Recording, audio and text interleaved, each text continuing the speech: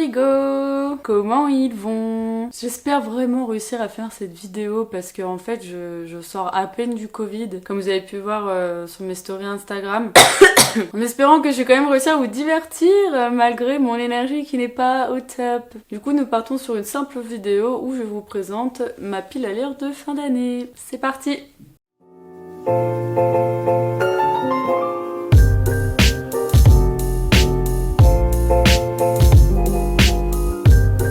Donc oui, j'ai eu le Covid en fin octobre, et puis de toute façon je l'ai toujours à l'heure à laquelle je tourne cette vidéo, je pense. Et autant vous dire qu'avoir le Covid, ça vous retarde dans votre pile à lire, et oui, parce que voilà, pendant 4 jours j'ai dormi, hein, clairement, j'ai essayé de lire et je m'endormais. Clairement sur 24 heures, je pense que j'étais réveillée, allez... 5 heures pour manger le temps de mater un épisode de Vampire Diaries. Diaries. Du coup, ma pile à lire est monstrueuse. Et puis, je suis pas une adepte de la lecture rapide. Moi, j'aime bien prendre mon temps. Et cette pile m'inspire beaucoup de temps. J'ai fait tomber la pile. Oh non. Nous sommes donc avec 14 tomes de manga et 5 romans. Est-ce que c'est bon pour vous? Et pour cette vidéo, je vais vous présenter un roman, un manga, un roman, un manga, comme ça il y en a pour tous les goûts. Allez, c'est parti!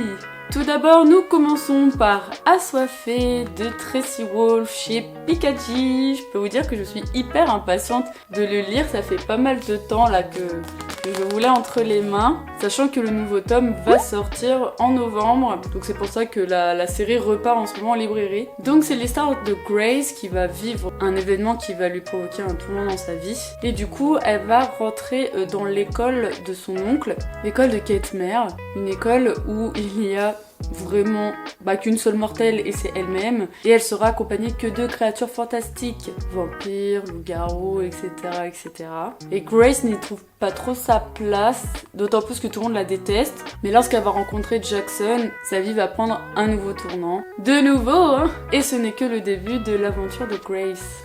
Du coup, je vais pas vous mentir, j'ai commencé à lire un petit peu, un tout petit peu. Déjà, Grace, j'aime trop son énergie, je sens que c'est quelqu'un qui se laisse pas faire. Franchement, ça me donne envie de la suivre de partout. Et puis en ce début de lecture, c'est génial parce que l'école de Ketmer, ça me fait un peu penser au final à Harry Potter, parce que c'est une école qui est vraiment nulle part et le monde n'en a pas connaissance. Je trouve ça hyper bien écrit. Voilà, on a la première personne avec Grace. On ressent clairement ce qu'elle ressent, mais il y a aussi son côté sous-jacent, mais qu'on comprend quand même. Et voilà, j'adore, je trouve que ça va être trop bien. Il y a actuellement 7 tomes. Il est vrai que les couvertures font un peu rappeler à celles de Twilight, mais je trouve qu'elles sont plus incisives, si je peux me permettre. L'univers est génial en plus, vraiment, j'adore. Et j'ai l'impression que ça va être plus surnaturel que romantique, contrairement à Twilight, vous voyez. Et puis je suis hyper intriguée quoi, de ce qui va se passer pour Grace. En bref, tu kiffes les vampires, le fantastique, la romance, il faut que tu fasses avec ces petits bijoux. Ensuite, je vais tricher un peu, je vais vous parler du manga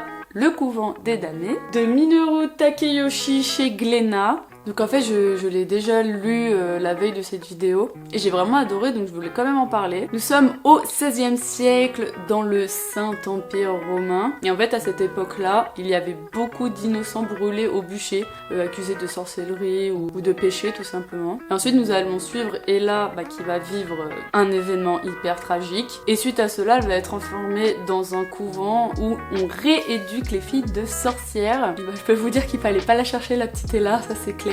Vraiment, j'ai été agréablement surprise déjà pour les fans de The Promised Neverland. Je trouve que c'est une bonne suite, voilà, si ça vous manque, dans le sens où c'est dans un couvent où il se passe des choses, on a envie de se barrer de là-bas. Et en fait, je trouve que c'est déjà un thriller médiéval, donc je trouve ça assez original. En plus, Ella est assez badass, c'est-à-dire que franchement, elle en a eu ras le cul. Et mine de rien, je trouve ça hyper original d'avoir mélangé du coup toutes ces thématiques ensemble. Et puis les dessins sont assez uniques et vraiment très beau. Beau dans le sens où on a de beaux ombrages, et je trouve que les yeux parlent beaucoup dans ce manga. 6 tomes terminés. Voilà, si tu veux quelque chose plutôt lié à la religion, sorcellerie et la vengeance, faut penser avec Le Couvent des Damnés. N'empêche, je suis sur les fesses parce que je pense que ça fait plus de 5 ans qu'il était dans ma bibliothèque et je l'avais pas lu le tome 1, maintenant je veux tous les tomes. Voilà, je viens de me moucher, ça fait du bien. Ensuite, j'ai envie de enfin découvrir Jamais plus de Colline Hoover chez Hugo Poche. Ce roman a fait débuter la lecture pour tellement de personnes, du coup je suis hyper intriguée. Donc en fait c'est l'histoire de Lily Blossom Bloom qui n'a pas eu une enfance très facile, avec un père violent et une mère complètement soumise à la situation. Et en fait elle essaye de se reconstruire, elle est même à ça de toucher son rêve qui est de ouvrir une boutique de fleurs à Boston. En plus de cela, elle va rencontrer un neurochirurgien, Ryle ou Ryle, je sais pas comment on dit, qui est charismatique, ambitieux, charmant, gentil, tout ce que vous voulez, par qui elle est attirée, mais il semble bien que lui aussi est attiré par elle. Donc elle a vraiment tout pour être heureuse dans sa vie, sauf que certains souvenirs de son premier amour avec Atlas va venir la hanter. C'était un amour qui était à la fois merveilleux et à la fois tragique. Donc voilà, est-ce que Lily peut avancer, peut accepter une nouvelle relation amoureuse? Est-elle rétablie de tout ça? Ça va vraiment être l'histoire d'une jeune femme face au cycle de la violence. Peut-elle avancer dans les voies qu'elle souhaite prendre? Donc voilà, je veux savoir pourquoi les gens ont kiffé ce roman. Du coup, je suis hyper intriguée. Je sens que je vais adorer aussi parce que je suis pas difficile à convaincre. J'ai l'impression que ça va un peu parler de pervers narcissiques, tout ça. Et j'ai envie de voir comment ce sujet va être mené pour que, en plus, les gens ont aimé ce bouquin-là parce que c'est pas évident de parler de ce sujet, je trouve, sachant que c'est un sujet qui a l'air de plus en plus présent dans notre société, malheureusement. Et non seulement c'est un one-shot, mais en plus de ça, ça sera mon premier Colline Hoover que je lirai. Donc je suis hyper impatiente. Donc en bref, si tu kiffes les drames, la violence et la romance, il faut foncer avec ce petit bijou. Ensuite et enfin, encore une collection manga que j'ai depuis 5 ans dans ma bibliothèque et je ne sais pas pourquoi je ne l'ai pas lu. J'ai envie de lire BL Métamorphose de Kaori Tsurutani chez Kiyun. Déjà, je trouve les couves trop belles. C'est une sorte de cartonné trop délicat au toucher, genre j'adore. Et je pense que ça va me faire du bien de lire BL Métamorphose parce qu'avec tout ce que je viens de vous présenter, je sens que mon cerveau va vouloir de la légèreté, un petit peu. Donc c'est l'histoire de Yuki qui a 75 ans, qui a vraiment la vie d'une grand-mère japonaise classique, cours de calligraphie, mots croisés, etc.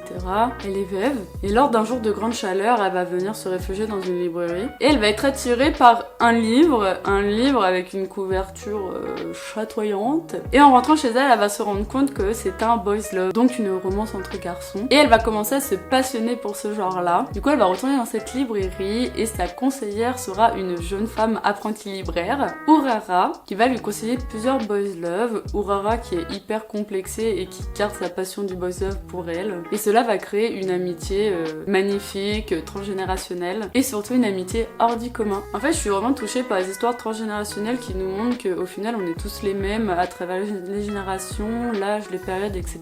Même si bien évidemment nous sommes tous différents à la fois. Et puis c'est un slice of life et ça fait longtemps. En ce moment je suis très dans le fantastique et vous savez à quel point j'adore le slice of life. Donc voilà, je suis vraiment pressée de lire ce manga, sachant que c'est en 5 tomes terminés. Et puis l'atmosphère a l'air vraiment trop cool de ce manga. Donc si tu as un slice of life, des générations, qui parlent de passion et d'amitié, voilà, hors du commun, et il faut lire BL Métamorphose.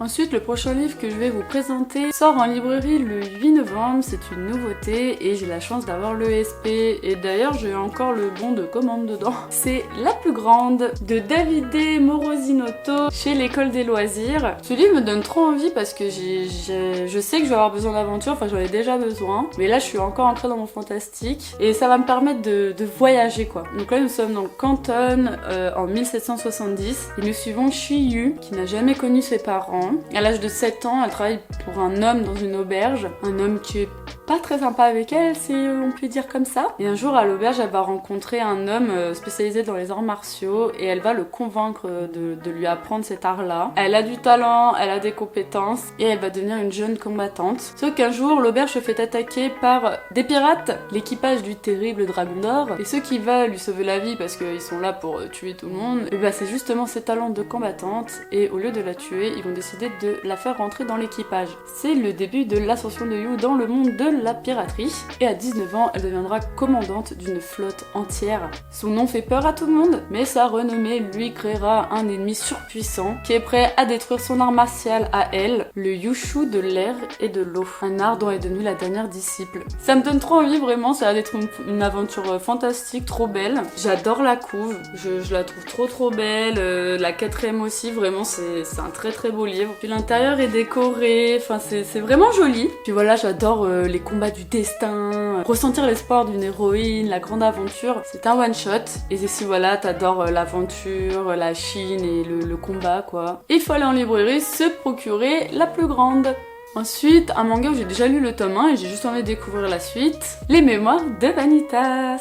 Jun Mochizuki chez Kiyun. J'ai déjà lu le tome 1 mais je vais quand même le relire parce que j'ai envie de revoir la tête dedans. Et du coup, j'ai le tome 2 et vous savez c'est quand il y a eu l'OP Kiyun, un acheté un offert donc j'en ai profité. Nous sommes à Paris au 19e siècle. Au cours d'un voyage dans un dirigeable, Noé va faire la rencontre d'une jeune femme qui semble mal au point. Il va rester auprès d'elle pour s'occuper d'elle, pour la rassurer, lui racontant des histoires, jusqu'à lui expliquer pourquoi il est en voyage. Il est à la recherche du livre des Vanitas, un livre qui, paraît-il, pourrait tuer la plupart des vampires. Mais peu de temps après, le duo va être attaqué par des inconnus qui vont dire que cette jeune fille est louche et dangereuse. C'est donc le début de l'histoire de Noé. En fait, l'univers, je le trouve vraiment unique et incroyable, et puis les dessins, enfin franchement les couves magnifiques.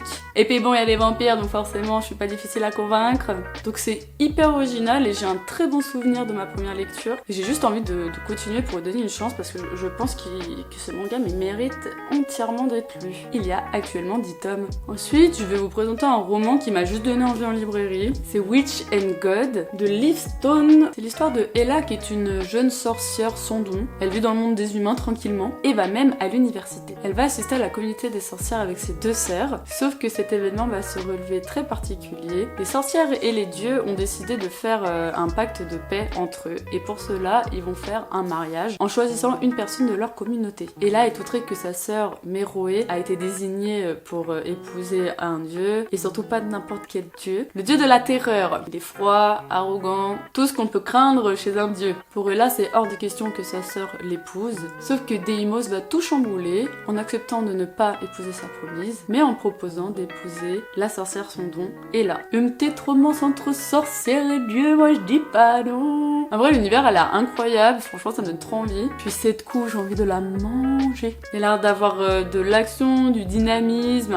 je sens le page turner en fait, je sens le page turner de la mort. Et puis apparemment c'est très érotique, voilà, je dis pas non, des fois. Et puis des sorcières et des dieux, what else? Franchement hyper intriguée et hyper impatiente de le lire. Et il me semble qu'il y a 3 tomes, dont 3 tomes bonus, avec un autre point de vue sur le tome principal. Donc si tu kiffes les sorcières, la mythologie et l'érotisme, let's go foncer avec cette beauté. Ensuite, on part encore avec des sorcières, mais en même temps, je voulais trop la suite. C'est l'Éden des sorcières, par Yumeji chez Kiyun. Alors pareil, j'avais déjà lu le tome 1, je l'avais adoré. Puis j'adore les dessins un peu à la Hayao Miyazaki que Yumeji présente. Et du coup, je voulais lire le tome 2. Et en plus, le tome 2 a l'air bien plus dark, donc je suis hyper intriguée. Autrefois, plantes et animaux vivaient en harmonie jusqu'à l'arrivée de l'homme qui décide de tout détruire.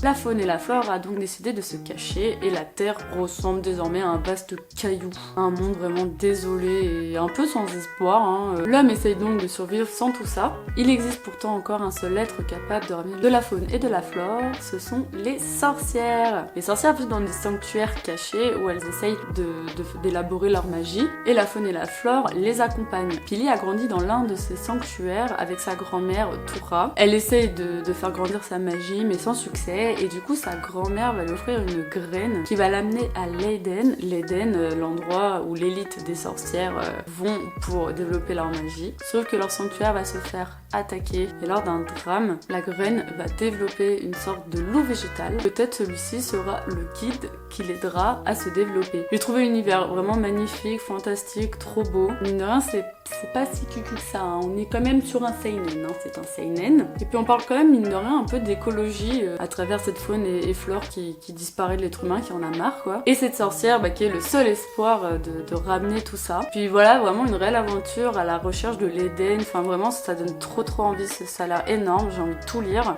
Aventure, injustice, écologie, dessin la Hayao Miyazaki, quoi demander en fait. Nous arrivons bientôt au 7e tome qui sortira à la fin de l'année. Et en vrai, si tu kiffes les sorcières, les drames et la quête de liberté, il faut foncer avec l'Éden des sorcières. Ensuite, encore un livre de vampires pour changer, mais j'avoue que j'ai surtout envie de découvrir cet auteur. La Cour des Ténèbres, déjà ce titre est incroyable, de Victor Dixon, et oui, chez Robert Laffont. Donc c'est l'histoire du roi Soleil en 1715, qui s'est transmuté en vampire pour devenir le roi des ténèbres. Il règne sur la Vampiria, qui est un vaste rassemblement de personnes, à jamais figé dans un âge sombre, tel les vampires bien évidemment. Et le peuple est en terreur, car il représente le repas de ce groupe, pour nourrir l'aristocratie vampirique bien évidemment. 3 siècles plus tard, Jeanne va être arrachée à sa famille et va être amenée dans une école qui forme de jeunes nobles avant leur entrée dans la cour. Entre les horreurs qui se passent, les trahisons avec les autres élèves et toutes les découvertes qu'elle va y faire, combien de temps Jeanne va-t-elle survivre? Ça a l'air trop bien, vraiment. J'ai l'impression que ça mélange tout ce que j'aime, fantastique, dystopie et vampire une fois de plus, et puis un côté historique avec le roi Soleil qui devient le roi terreur. Enfin, je trouve ça énorme. Donc c'est uchronique. Uchronique, c'est quand l'histoire est remodifiée en et si le roi Soleil était devenu ça, ou etc. En fait, ça a l'air hyper complet, en même temps très mystérieux et original, à la Victor Dixon quoi. Et un auteur que j'ai vraiment envie de découvrir parce que voilà, j'entends que du bien de ses univers, notamment Phobos. Et Phobos, j'avais lu le tome 1 et 2 de la BD, même si c'est pas son écriture directe, mais je me suis quand même dit, ah ouais, il y a des idées derrière la tête, ce monsieur Dixon. Donc c'est en 3 tomes, mais me semble-t-il, il y aura plusieurs trilogies en fait qui va sortir. Donc si tu kiffes le fantastique, la dystopie et l'histoire, mine de rien, il faut foncer avec La Cour des Ténèbres. Et pour terminer, nous sommes avec un coffret de 4 tomes, transparente. Alors un peu compliqué de vous le montrer parce qu'il brille tellement, mais il est tellement beau. Oh, il est trop beau. En fait, j'avais déjà lu le tome 1, il m'avait mis cher mal. Genre, waouh, c'était trop puissant pour moi, je m'attendais pas à ça. Oh, faut que je me mouche. Il faut que je me mouche tout le temps. J'en ai marre de me moucher.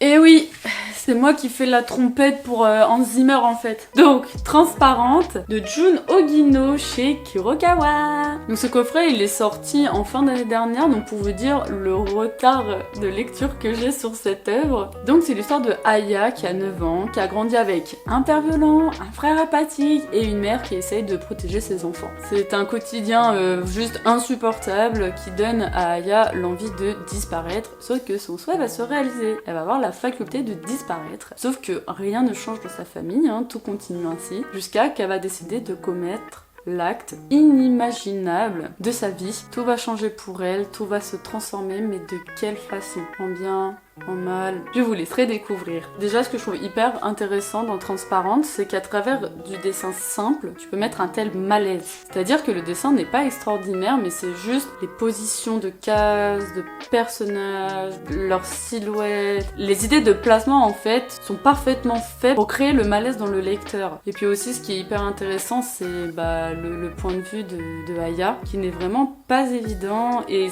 qu'elle va devenir, sachant que j'ai eu que le tome 1, donc vraiment les 3 prochains tomes, je sais pas ce qui va se passer pour elle. Je sais que j'ai eu un peu du mal à lire la suite parce que vraiment le tome 1 m'avait chamboulé, donc si vous avez le cœur accroché, foncez. Et du coup c'est en seulement 4 tomes, avec du coup ce coffret existant. Je vais quand même vous montrer les couves. Tome 1, tome 2, tome 3, et je vais pas vous montrer le dernier tome parce que moi il m'interpelle trop, et au final je trouve que Aya est extrêmement humaine, donc voilà, hyper intéressant. Donc si tu kiffes tout ce qui est thriller, psycho et drame, il faut que tu fonces avec ces bébés d'amour.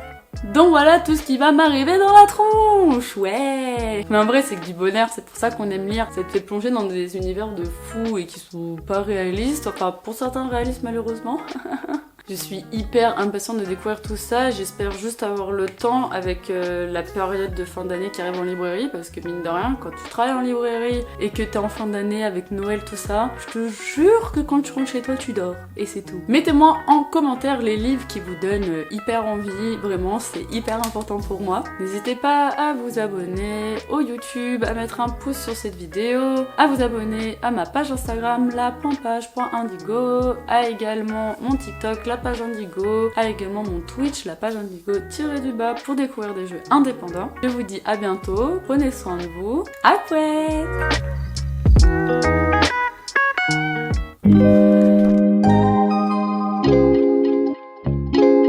Thank you.